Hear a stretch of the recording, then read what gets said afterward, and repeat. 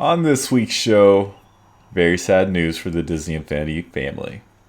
Episode 134 of the Inside Infinity podcast.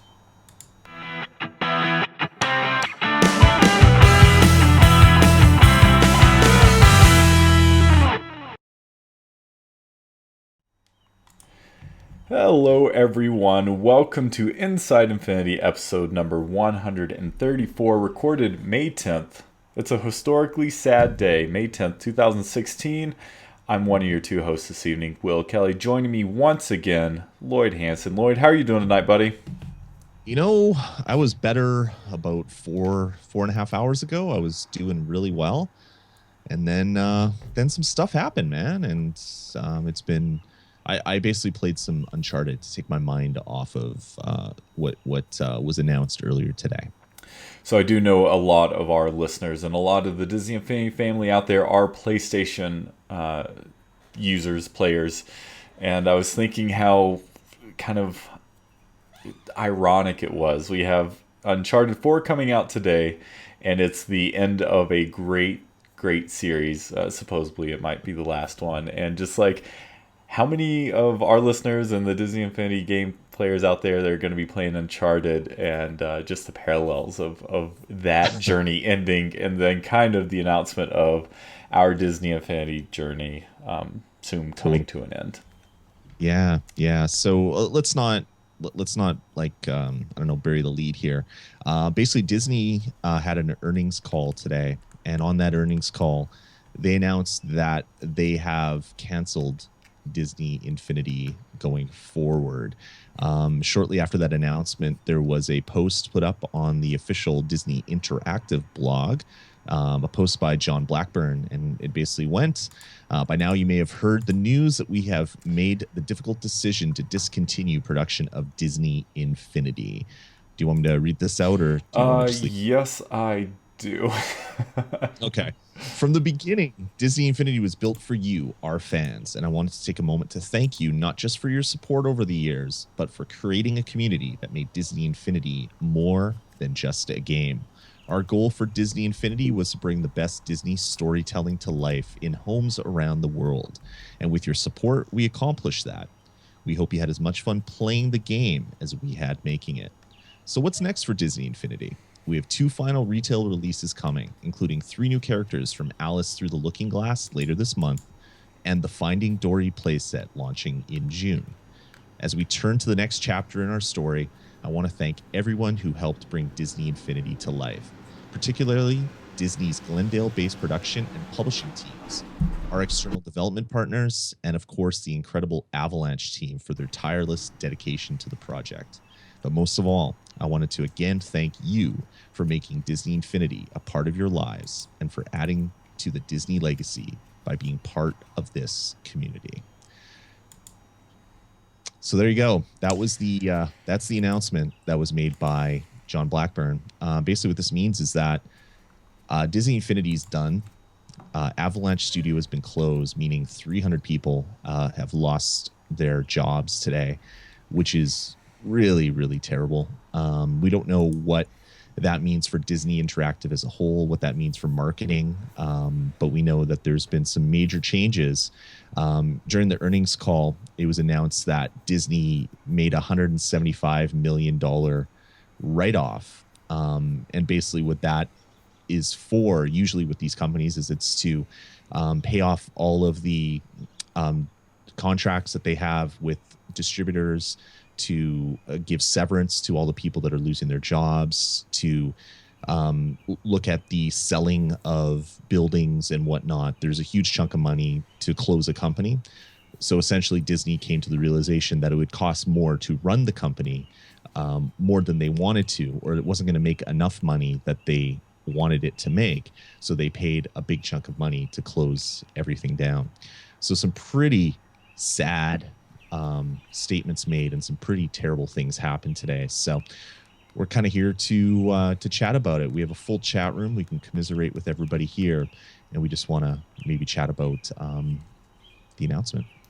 Yeah, thanks for everyone who is joining us on tonight's unscheduled episode. We're all kind of going through the same thing right now, and I think it's important for us to, kind of, it, it's not over. We're still the same people, and I don't mean we, I mean the community, all of our friends, and I think that's one thing that's probably the most important thing that we need to remember is as sad and as hard as it is for us as fans and the community, it's 10 times worse for those that are being affected firsthand with the studios closing and with the way they're going to handle Disney properties moving forward. And so, first and foremost, I think we want to give our love and support to all of our friends at Avalanche and all of the third-party studios that are being affected by this, and anyone at Disney Interactive that is being affected by this sad news. Yeah, I mean, I don't. It's just incredible, and the amount of loss we're feeling can only be multiplied by them. So just wanted to mention that before we get things started, and to keep it into perspective. Disney Infinity is a big part of our lives, but for many of us, it's not our livelihood, and so we absolutely want to be respectful of those that it is. So yeah. Hopefully, you know what, I don't even know where to go. So one really important point that you made, Lloyd, and I've seen it discussed quite a bit today on the internet, is that Disney Infinity is, by all accounts at this point, a success. Mm-hmm. And they haven't been shy about broadcasting that as well in the news. And I saw a Business Insider article quoted today on Twitter, discussing how Disney Infinity is the most profitable Toys to Life game right now. And so, it's the number one Toys to Life game for the last 2 years, which I don't know, to me that's super surprising. Like, they were trumpeting how well their game was doing, how much money it was making, but then they come out and say that it wasn't performing, was the verbiage that was used during the earnings call. mm-hmm. And it's like, wow. Like, you make what is essentially the best Star Wars game ever, and you're selling characters to use in that game for $14 each, and it wasn't performing. So it makes me wonder what kind of expectations they had. Yeah. It's like, business is tough. And you look at other Toys to Life games that have gone through, like Skylanders has been around for longer, Lego Dimensions is new, and I always thought Disney Infinity would be there for the main part. Like, one of the things that I was saying today is, even if they ran Disney Infinity as a loss leader, it is the absolute best marketing thing that they could ever have. Sounds like you're having a dog battle down there. That's really weird, Will. I think there's someone at my door with other dogs. It's the best marketing tool that I could ever dream of for Disney movies, Marvel movies, and Star Wars movies. Because, like, my kids, when we saw episode 7 and then we could come home and play the playset, that was the biggest, like, blowing their mind moment that they've ever had with any sort of media. It's not like I maybe back in my day when you'd go to watch a movie, then you'd go buy the soundtrack after, and it's like, I'm reliving the movie. No, you're not really, but you're listening to the soundtrack. They could actually play the same things that they saw in the movie in the game. And, like, to me, this would be the last Toys to Life game that I thought would ever shutter because of that. Mm-hmm. Like, even if they were losing millions of dollars a year, it's marketing, and, like, advertising costs a heck of a lot of money. So they could have just changed the money from being a loss to being marketing and just write it off that way. So this totally hit me by surprise, like, blindsided me 100%. I would never thought in a million years that this would happen. So we'll never know the full story, but man, if we ever hear what the actual decision making was, a tell-all book or something, it's probably going to be pretty fascinating as to what actually happened to cause this to happen. It could just be that accountants added up columns of numbers, and the numbers were not higher than this other column, and they said, yep, gotta pull the plug.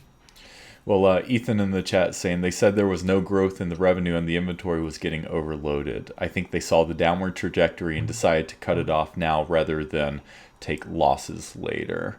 Also, a interesting comment by James. There's a difference between making money and reaching expectations. For a company like Disney, the latter is more important. And that's all this is really, is a business decision, and it's unfortunate because it has far-reaching effects. Totally. But that's not how successful businesses are ran, and that was a part that was so mind-boggling to me. Is that I get what you're saying, Lloyd. I mean, it makes sense from a MBA standpoint, but if you look at the year that Disney has had as a whole, they've been And going gangbusters, everything they touch is turning to gold. turning to gold, and yet they still had what in the Polygon article I read, that they some expectation wasn't met, and so okay, so here it is. The News Falls reports that Disney missed its Wall Street estimate for annual revenue and earnings, leading to a 6% drop in stocks during after-hours trading. See, that always gets me. Like Apple, we'll use Apple as an example. They make like $5 billion profit in a quarter, and they're like, oh well, we expect you to make 5.2 billion in a quarter, so your stock is your stock underperformed, and we're recommending that people sell. And then the stock takes a dive by 10% in after hours trading, and it's like, wait a second, they made $5 billion. You take every other company in the country and add together their profit, and it's not $5 billion, except for some like Google and whatnot, Facebook. Yeah. And it's just like the whole expectation from investors is just something that just makes me shake my head, that actually happens. But yeah, I totally get the reason why, but to me it's just like, when you're running a big company like Disney, and you have Disney, Marvel, and Star Wars, you spend millions and millions, like hundreds of millions of dollars on marketing. This could have just been another marketing wing, and they could have just funneled all that money into marketing, which is really the development of a new playset for a new movie. Mm-hmm. And then it's not just buying like billboards and bus wraps and other things. It's actually putting product into the stores for kids to buy and play with. It seemed like such a no-brainer to me, but again, I'm not running a multi-million dollar like multinational company, so I'm maybe not the person that should be commenting on that.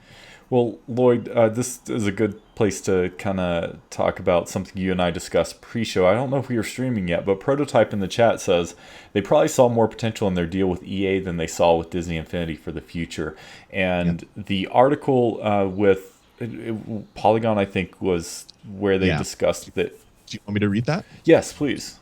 So in Polygon, they posted the news early, and it was just like an image, and that was it. And they're like developing, and then they fill it up with a whole pile of text. And in one of the early paragraphs says, in a statement, Disney's chairman of consumer products and interactive media, Jimmy Pitaro, said that they have changed their approach to console gaming and would be transitioning exclusively to a licensing model.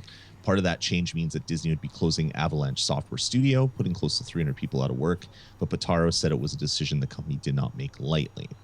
So basically what this means is that going forward, from what I can gather, Disney Interactive is going to be a licensing branch, and they're also going to be working on mobile games. They've been making huge amounts of money on all of their mobile games, their Frozen games, their other ones. So they're still making money that way with a little development, because you're not producing millions of little plastic figurines and shipping them to store shelves. So it's a lot easier to distribute that. But they want to transition exclusively to a licensing model, because they've been making boatloads of money licensing Star Wars games out to EA and other companies to develop software for mobile and for consoles. And if you're if like EA says, hey, we'll give you $10 million if we can make a Star Wars game, that's $10 million that Disney has to do zero work to get. They open up the door, they take the big check, the comically huge check that says $10 million on it, they put it in their comically huge bank account, and that is the most work that they have to do. Maybe this is the start of consoles starting to die. It's been talked about for a while. Handhelds and consoles are starting to slow down. You wouldn't know that by the sales numbers, but a lot of people in the industry have been saying that. So maybe this is just kind of like the first canary in the coal mine, that consoles are kind of starting to slow down, maybe for specific types of games. I mean, it's definitely something that's been been discussed quite a bit. Lauren in the chat, among others, and I think Lauren, you were talking about this on Twitter earlier today as well. As this is flashbacks to Epic Mickey and Disney Interactive purchasing that studio, and then closing it down when didn't quite meet expectations. I personally loved the Epic Mickey series. Felt the second one was better than the first, but Disney Infinity has been a success kind of from the get go, and uh, yeah, I don't like. Hey, oh, Lauren, you also were talking. This is actually the thing I really wanted to bring up is that the ironic and sad part is that Avalanche was purchased by Disney Interactive to do this in-house development and start their own internal game studio when before they were licensing games to them and making exceptional games. And so that's a super sad. And Lloyd, you've been following this industry for years, and 10 years. 10 years, that's not that abnormal of an event to happen. Doesn't make it any better. No, a lot of the times you'll get a large company, an EA or an Activision. They buy a smaller development studio that is full of a lot of energy. They use it like a battery. They use up all the energy in the studio. They take as much money out of that company as possible, and then they shutter that studio and buy something else. Large corporations like that, they're beholden to the shareholders, so they have to act that way. And it's been happening forever, where you get a studio gets bought, releases a game or two, and then gets closed down. All those people form another studio. It gets bought. They release a couple of games, gets closed down. So that's kind of the way of the industry. Mm-hmm. But when you see someone like Disney that owns the IP, and then is also wanting to own the game studio to work on the IP, like a lot of the money that goes into game development is licensing IP. Like if you want to make a game about Star Trek, you have to pay a lot of money to license that to then make the game on it. When you're in-house developing games, you don't have to worry about that stuff. You have Disney, Marvel, and Star Wars as kind of an in-house thing. So it's so weird, but I mean, again, it's business. Yeah, it's business. Something that was super kind of, to me, it was almost pouring salt in the wounds and disrespectful.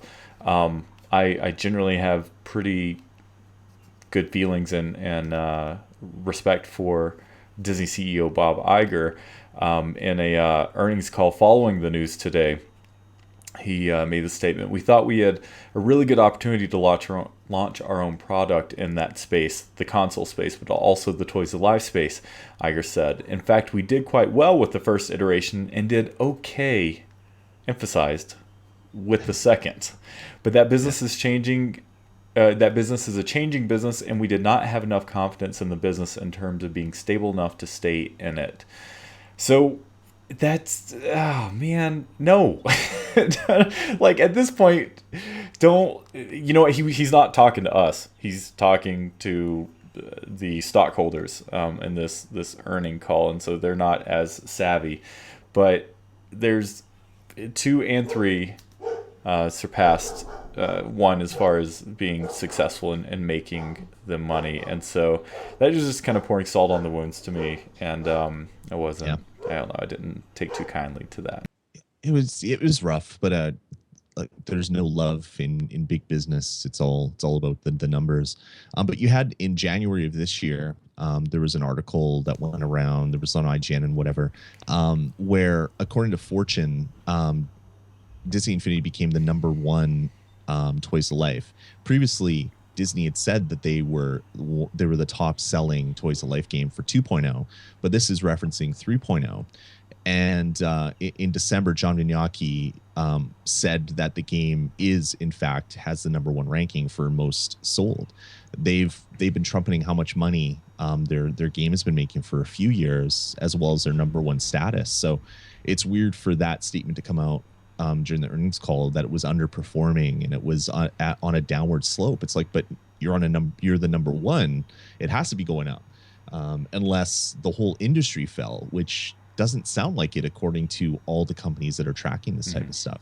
The Media Crate numbers and the NPDs, they didn't show any falling for for Toys to Life as a whole, except for Skylanders not selling anywhere near what it used to Yeah. back in the day. So yeah, it's really really confusing, but I'm sure we'll find more details as the weeks and months kind of tick on.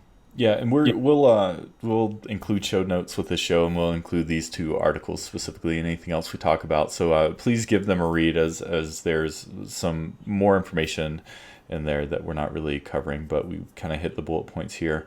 It's important to state that there's still a lot of unanswered questions, and I'd like to maybe speculate on a little of that.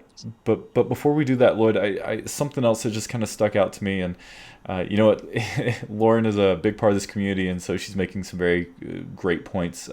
She said there's really nothing like the toy box out there, and Lloyd, you and I, we listen to lots of video gaming podcasts, and a common theme that I hear on a lot of them is that a lot of times people will support something new and different and interesting over a tried and true IP this is sequel number 6, because they know it's a cash cow and it's going to make them money. And Disney Infinity was so, no pun intended, but it was so out of the box thinking and unique and different, and provided a gameplay experience and a learning experience that For they were all what you said, but for console, in the console space. Just wanted to mention that because there's a lot of stuff on the PC, but I'll let you finish and then I'll kind of talk about that for a second. Yeah, so it's just its own interesting thing, and you know, sometimes doing something different is, or oftentimes doing something different is the risky move, and it's sad that we are losing something unique and special. Totally. Back to what I was saying before, like Disney Infinity was really kind of the first real big game design experiences that really took off. Like there's been Sackboy. I'm blanking on the name of that one. Now I am too. Remember it. Little Big Planet. There So you it was go. Little Big Planet.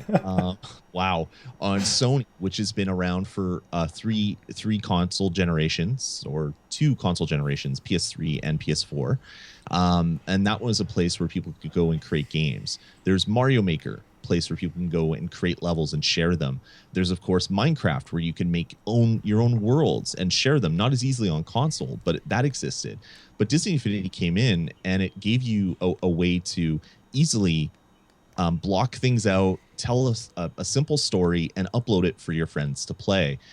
I don't want to say that all the stories are simple. I didn't mean it that way, but as someone that's creating stuff, I could put a simple story together, have some animation, upload my level to my toy box area, or I could upload it to the servers so Disney could then put it up on their servers. And that was a really easy way for people to share kind of their ideas with people. And stuff like that really didn't exist. On the PC, you have the mod community where there's games that are 10, 15 years old that still have a large community of people that play them because the mod tools, the actual tools that the developers used to make the game, were released, and people did total conversions and they did crazy mods.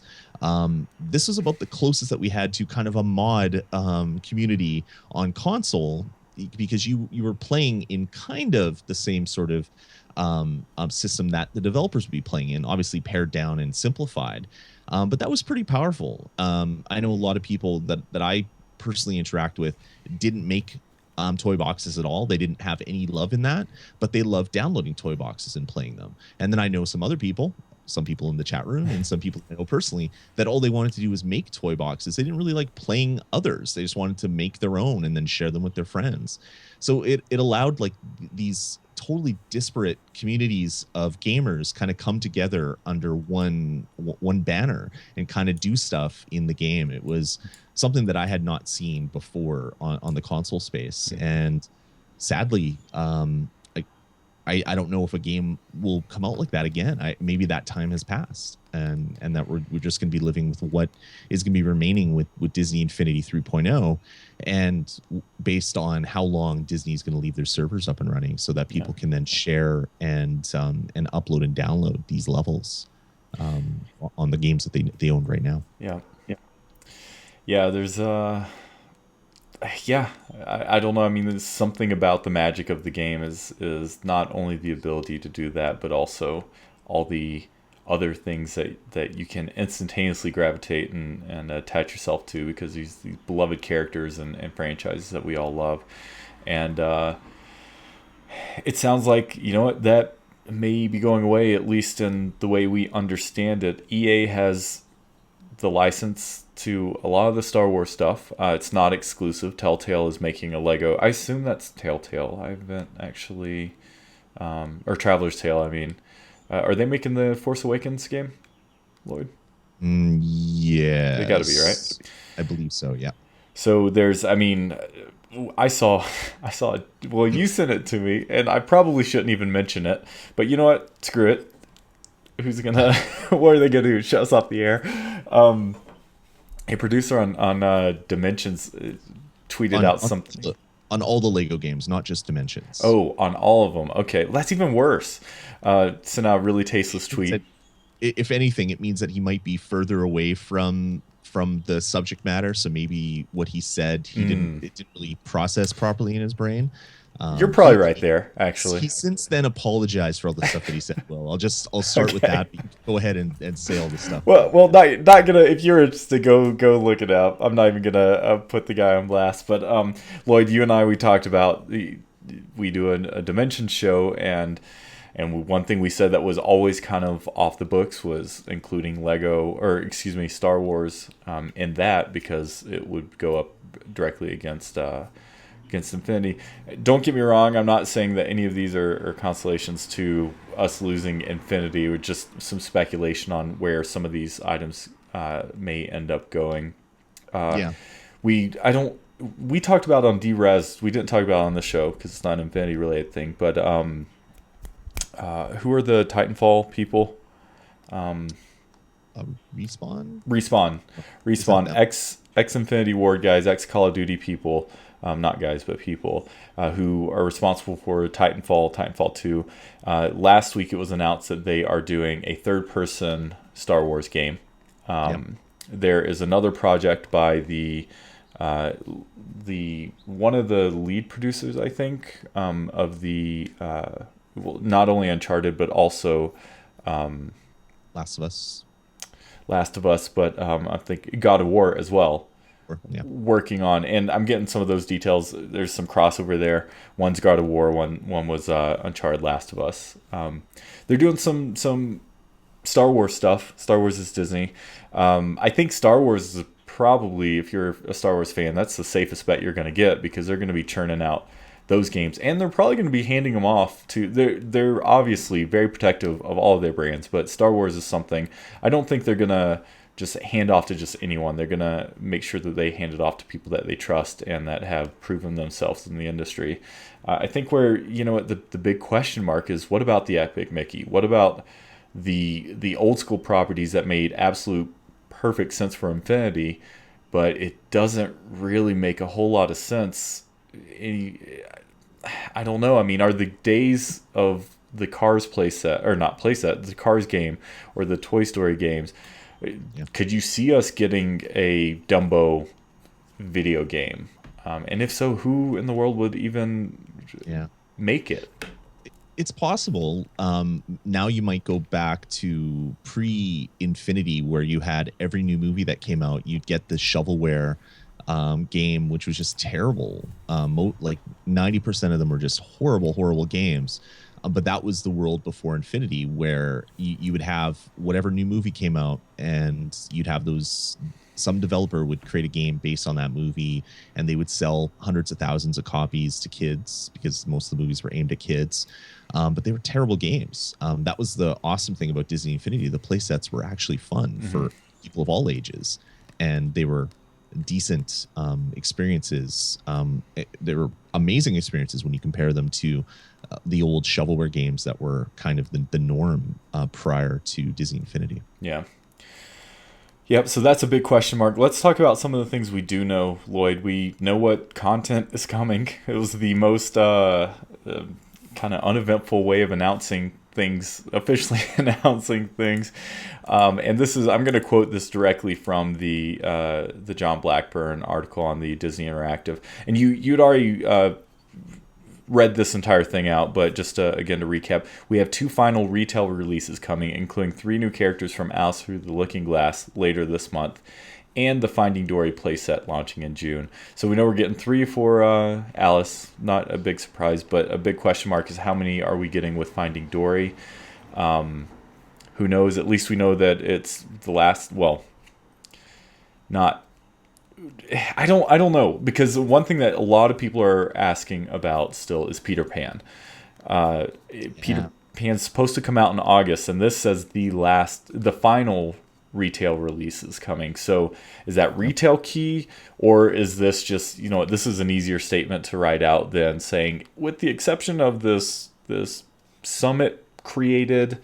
I was having a conversation with Christopher over at Disneyholics today, or Disneyology, it's his news site, about this, and we were both kind of in agreement that the development for this character it's probably pretty far along. Would you agree?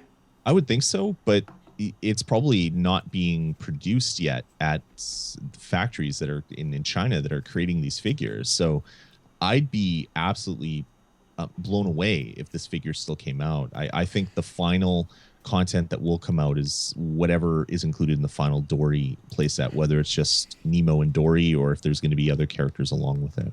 So I had that thought as well, and so I just an idea I had. What if the actual game development of it is pretty far along as well, or it could be done in the next couple months?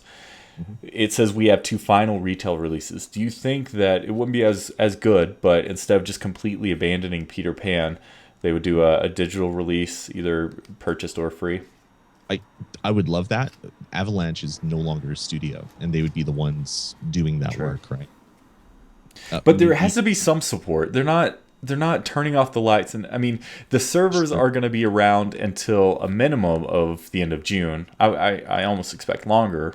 But yeah, they'll be around for a couple of years, I would assume. I think they're just gonna have like the tech support and maybe some of the larger studio heads still around to kind of transition things. But the grunts that would be doing the heavy lifting, you gotta what they said that 300 people are going to lose their job. You got to assume that they've been given their notices and their severance or something. I would love for them to maybe transition to putting more stuff into the game digitally. That would be amazing. Like a new movie comes out and a patch comes out with digital versions of those characters that you could play as. With Avalanche being gone now, I highly doubt that would happen unless they sub out or contract that out. But then that's more money that they're spending on a product they said that they're ending the life of. Well, and unless I doubt the patches for, well, I guess could the information for, well, we know some of it's already in the game for Alice. I don't know if we've seen anything about Finding Dory in the game files yet. But there's going to have to be some sort of quality assurance program still, at least for a while, I would imagine. Yeah, they're probably going to have a set number of people still working on that stuff. And probably all that development is already done. It just needs to be worked into and patched into the game. But, man, like through the developers. This makes a lot of sense now. Like in hindsight, there's a lot of things that they've done recently, which we were just like, why are they doing that? It doesn't make sense. Well, it totally makes sense now. There was no money. With the whole not updating Apple TV and mobile. Lack of news as to why that was happening. And then the whole Disney Infinity Next thing. Like when they first announced it, we're like, 4.0, here we go. And they're like, nope, no 4.0, but we're going to be updating 3.0. And I remember we were chatting in our group chat, and we're kind of like, that's weird, but maybe they're doing the Nintendo thing, I guess. But I think all that now can be seen as Disney wasn't happy spending more money on a product that wasn't performing, wasn't generating the amount of revenue that they wanted. So they didn't want to pay for development of a new version. They just wanted to say, okay, how about you guys make content and play sets for the current version and then patch all that stuff in. So that might have been step one of the, okay, we got to fix the holes in the ship before the ship goes down. And then the earnings call was just like, okay, yeah, we're pulling the plug. And I'm sure this was people. One thing that I think maybe we should mention to folks out there, um, sadly, it's gone. Disney Infinity. We don't know what the next couple of months is going to what's going to deliver, but Disney Infinity is they're not. There's no kind of reviving of this franchise as it stands today. They would not take the steps of announcing it. That's a huge decision with lots of considerations to be made. They wouldn't do that if it wasn't happening. So I've seen, by all means, support the game, support the people, do the petitions and tweet and retweet and all that stuff. I'm not saying that, but I just want people to be realistic with their expectations. Is that this is not a decision that was taken lightly, and the announcement is in the same. And I would imagine it's been known about at least at the top tiers, at least for a little while. But someone that I do fully trust and I feel like he's been as honest as he can with us when appropriate is JV. And in the same Polygon article that we will link in the show notes, in March, Vice President of Disney Interactive, JV, told Polygon that while the company wouldn't be investing in another major update to the line this year, the company was still behind the franchise. Later on in the article, Disney Infinity will support all of the major events and theatrical releases at Walt Disney in 2016. We knew there's more Marvel content, another probably Marvel playset, another Star Wars playset coming out. So, I mean, I think that although some people may have had the idea of this being the final outcome months and months and months ago, I don't think Disney Interactive Avalanche really had any plan to do this. Even when they maybe announced next, maybe the people is like, hey, I got a new idea. Instead of doing 4.0, let's do next. Maybe they knew some things that others didn't. But I think that they were being sincere and honest with us when next was announced about their plan moving forward. But like you said, Lloyd, this just kind of like made some things just crystal clear. Totally. We talked about last week, if only we had a look behind the curtain, we would know kind of what's up their sleeve. And sadly, now we know it's just completely not what we wanted to hear. Yami Ranger, Yaml, I can't tell if that's an I or an L. Yaml Ranger in the chat room, Yami Ranger in the chat room says Playmation was a failure. So yeah, like how much of this other development that they were doing on other interactive toys that failed, like how many millions of dollars were lost on Playmation and other stuff? Because I see my local Toys R Us has an aisle of Playmation stuff, and I don't think one box is missing, and I don't think I've ever seen one kind of even. I don't think I've seen the section messy other than other stuff be put there. Like there's no interest in that at all. And maybe they're just bundling all of these failures together and spending the $175 million they have to get rid of. It's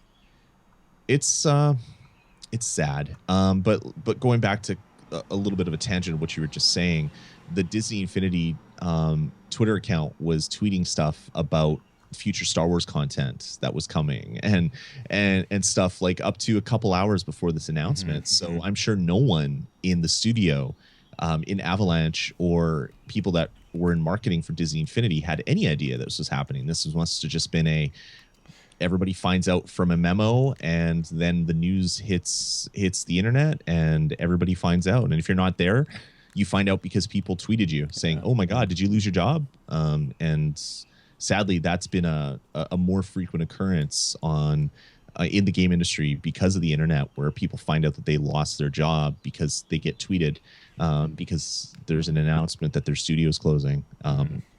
Super, super sad. Yep, I agree. Yeah, I don't know, man. What else do you have? Thanks for everyone who's joining us in the chat tonight. As we said earlier, we got a large chat room right now. There's like so many people that are chatting with us. That just shows kind of the passion for Disney Infinity, which is great. It's a game that we love, and it's a game that you guys love, and we love that you guys have been loyal and supporting us as a podcast for so many years as well, because we have nothing but love for the game. I got a question. Does that mean the show's done this week? And it's like, no, we're not going anywhere. We're not going to really talk about that today at all, about what's going to be happening. But we're going to be here to talk about any news that surfaces about any possible new stuff coming, any changes, any more details as to what exactly happened. We're definitely going to be chatting about that. It's just really sad that we come up and do a special Tuesday show, and it's basically a show to say, yeah, things have changed, folks. There's no more updates to the game that we all love. Yeah, it's so sad. And for the short term, this is going to be the worst day. I mean, this is the day when the sky's falling and the floodgates are opening, and just everything's going wrong. And we're still all kind of processing it. And I mean, I hate to say it sounds kind of funny, but we're all grieving, right? I mean, you're here listening to a podcast about the game because you love it so much. You love the people involved. That's another thing that was super cool today to see, is that all the reaching out from just people in the community. A lot of people were sad about the game, obviously something that they love to play, and they love to play with their kids, ending. But it's been kind of fun to see the coming together of the community and the friendships that have been created through the game, and that, you know what, that's not going to change. We're just going to have to focus that energy someplace else. Reminds me, Lloyd, not to really, I don't know if I should say this, but your kids are super bummed out about. That was the first, literally, we connected. I called you up on Skype tonight. That was the first thing you said, was how bummed your kids were about the news. Yeah, I got home and I broke the news to the kids, and they both got teary-eyed because they know how much we love the game in this house. Like we play it all the time, right? And yeah, that was like my first interaction with someone else, where you could actually see, kind of like my daughter, I could actually see her heartbreak in her eyes, and I felt like a real jerk for mentioning it. It's like, wow, maybe I shouldn't have told them, but to them, it's like one of their friends died. Yeah. Like it's super, super sad. So there's going to be a large period of grieving. There's going to be a lot of kind of what could have been, but then we're going to come together as a community and kind of chat about what we still have. We still have a game with a really vibrant toy box. We can talk about a lot of new toy box content. Maybe there's going to be no more Disney sponsored contests, or maybe there will be. Like, we don't really know this detail yet. Yeah. So as things kind of come into a sharper focus, we'll be able to chat more about that here on the podcast. Yeah, you mentioned a few minutes ago, maybe months, Steve-O from Media Meltdown Mousecast. Have we talked about the servers? Halo 2 servers were up for a long time after the game was done. I want to say that it was up almost a decade, 10 years, I think, something like that. Until the original Xbox Live went down. And that's the only reason those servers went down, was because of that. Yeah. I don't expect that, but do you expect the server support, uploading support, do you expect that to stick around for a significant amount of time? And I mean, let's say past holiday this year? I think so. I think those servers are going to be there. Maybe they won't accept any uploads anymore of new stuff from users, but the users will still have their Toy Box share, and there probably will still be a way to browse other friends' Toy Box shares. There'll probably still be the ability to download the whatever hundreds and some odd toy boxes that are sitting on that page right now. You'll be able to browse through them. I'd be surprised if that changes too much more going forward. But I think the toy box share will still be around, mainly because it's person to person. You're looking at stuff on people's PlayStation Network or Xbox Live account. Are Disney accounts going away? Who knows? Yeah. Like, we don't know any of that detail, but I would still think it's going to be months, if not years, that the servers will still be up in some form. We'll still be able to share some content. Yeah, it would be awesome if you could still upload and download and share, and then the community could take care of that. The community can figure out its top 5 challenge of the weeks and distribute that information that way. People are asking about the text creator. There's some overhead required for that, but any server maintenance is going to have a certain amount of overhead. So, the Maxi Geek in the chat room says, I need to get the arcade trophy going. Need to get that platinum.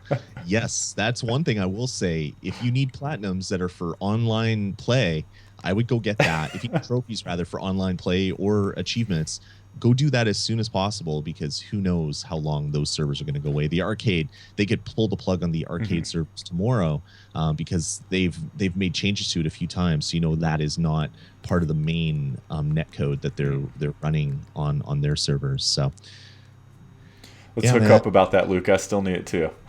You know, I was saying, like, when I was after I found out the news, and I had that tweet storm and text storm, and it was just like, oh my god, this is crazy. I had to leave work and come home. I I felt sick to my stomach. Like, I've had people in my family pass away. I've had bad things happen, and you get that period of you just feel like you've been punched in the stomach. And I got a little bit about that. Obviously, not the same as someone dying, but I got a little bit of that sort of sadness and pain, from a game going away. Like, it's a game that we've been talking about living, loving for 3 years. So it is natural. Don't feel silly if you guys are sad about it. But yeah, it's going to be interesting over the next couple of weeks as we find out little bits and pieces of news, and figure out what this game is going to become for the next little while until the console generation dies. Because yeah, though there won't be anything on the PS5 or the Xbox 2. So we'll have to figure out how long we're going to get a play out of the game that we currently have. Yep. And as Lloyd said, we'll be here. We'll be talking about Infinity, as long as there's Infinity to talk about. So, Well, that's one thing I wanted to mention. I was at the screening for Civil War, and they give away prizes at the screenings. In the prize pack was Disney Infinity characters. So there was a Team Cap Disney Infinity package that came with Battlegrounds and some extra figures of Team Cap, and there was a Team Iron Man prize pack that came with Battlegrounds, and then all the Iron Man type figures, the team for Iron Man. And this was just like last week. So like, obviously this was sent out a month ago, but even a month ago when they were planning this marketing for the movie, Disney Infinity was part of the marketing.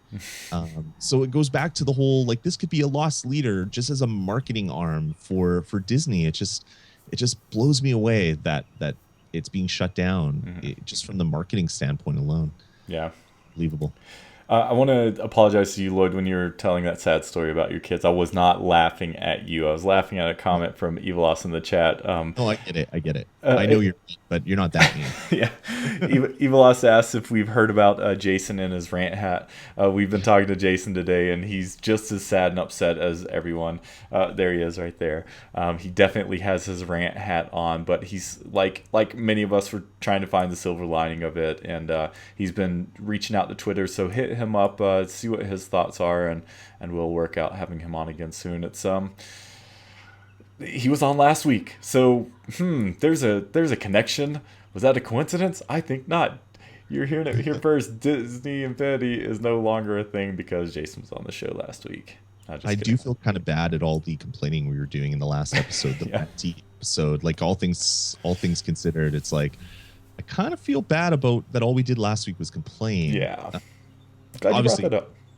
Yeah, none of that obviously had any impact on the game, but it does feel I feel kind of bad that we're whining about all the stuff we wanted out of the game when now we don't have the game at all. Yep. Well, buddy, I think that's it for today. You have anything else you want to, any parting words you want to give to folks out there? No. Yeah, everybody, we're here for you, and we're going to be here for you for a while. So don't worry, there's going to be a lot more Disney Infinity love coming from this channel and this podcast. So yeah, we're going to have a period of mourning, but we'll be back and cheery selves for the next episode.